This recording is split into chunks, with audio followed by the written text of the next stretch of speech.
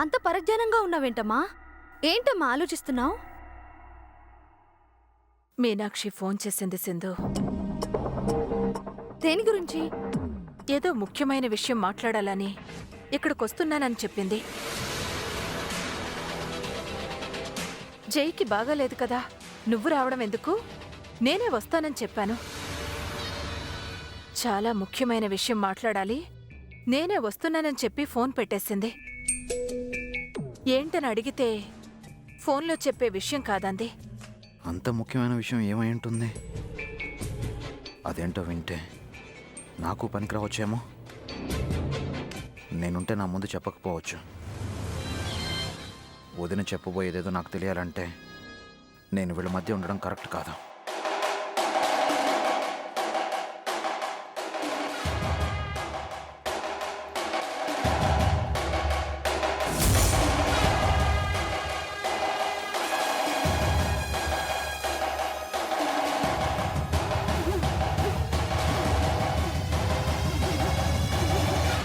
ఏదో important matter అయి ఉంటుందమ్మా. అదే ఏంటా అని ఆలోచిస్తున్నాను. నీ ఫ్రెండ్ బర్త్డే అన్నావుగా, వెళ్ళిరా. వదినొచ్చాక వెళ్తానులే అమ్మా.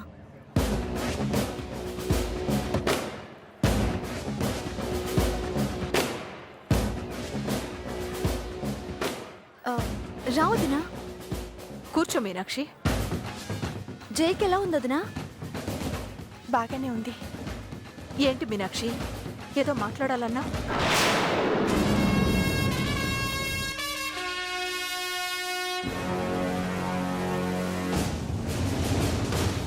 నువ్వు సడన్గా ఫోన్ చేసి వస్తున్నానని చెప్పడంతో నాకు కొంచెం టెన్షన్గా ఉంది. నాతో ఏం చెప్పాలనుకుంటున్నావు? జీవితంలో కొన్ని ముఖ్యమైన వాటిని పోగొట్టుకునే వాళ్ళుంటారు. తన అనుకునే వాళ్ళని దూరం చేసుకునే వాళ్ళు కూడా ఉంటారు. పోగొట్టుకున్న వాటిని దూరం చేసుకున్న వాళ్ళని తిరిగి పొందలేని దురదృష్టవంతులు కూడా ఉంటారు.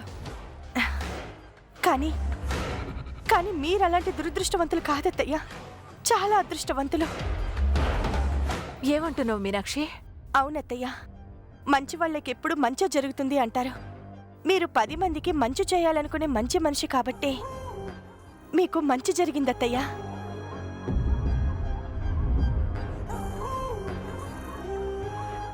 డైరెక్ట్గా మ్యాటర్ ఏంటో చెప్పకుండా చెప్పబోయే విషయానికి ఇంత డిస్క్రిప్షన్ అవసరమా? నా భర్తని ఎవరూ అనాథ అనకూడదని మీ కొడుకుగా దత్తత తీసుకున్నారు. మీరు దత్తత తీసుకున్న నా భర్త ఎవరో మీకు తెలుసా అత్తయ్య?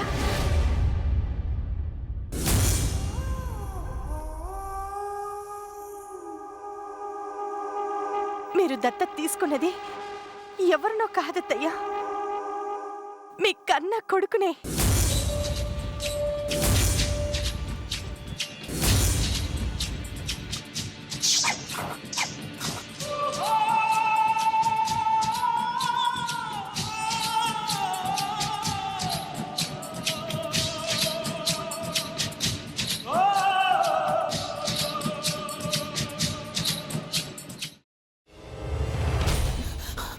నువ్వు ఇంకేమన్నా చెప్పాలా?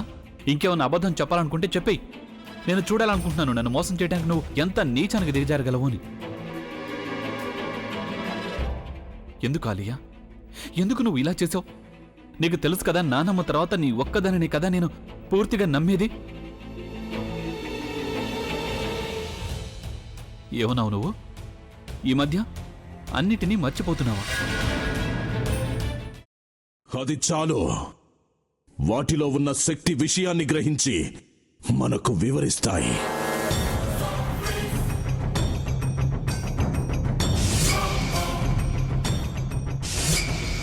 ఎవరు ఆ దండ విప్పొద్దు, గది తలుపులు తెరవద్దు.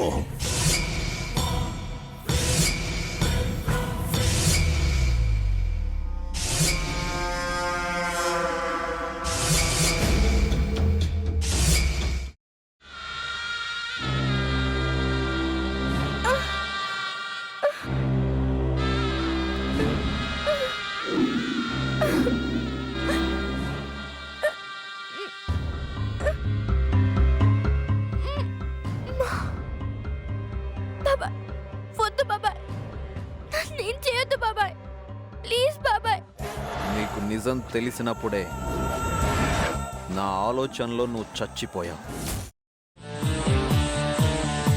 అబ్బా ప్లీజ్ కొంచెం తినండి ప్లీజ్. భీమారావు గారు మీరా? ఇగో మీరా కాదు సక్కుబాయ్. అవును, మీ పనామే లేచిపోయిందని చెప్పి కంప్లైంట్ ఇచ్చినావు కదా. రేయ్, ఆయన కంప్లైంట్ ఇచ్చింది లేచిపోయిందని కాదు, కనిపించడం లేదు అని. అచ్చా, అట్లానా? సరే మేడం. ఇడియట్. ఆ వంట మనిషి పేరేంటన్నారు? రత్తాలు మేడం. ఏం పెద్ద మంచి, నీ వంట మంచిని కూడా మేడం అని పిలుస్తావా? రేయ్ హాఫ్ బ్రెయిన్,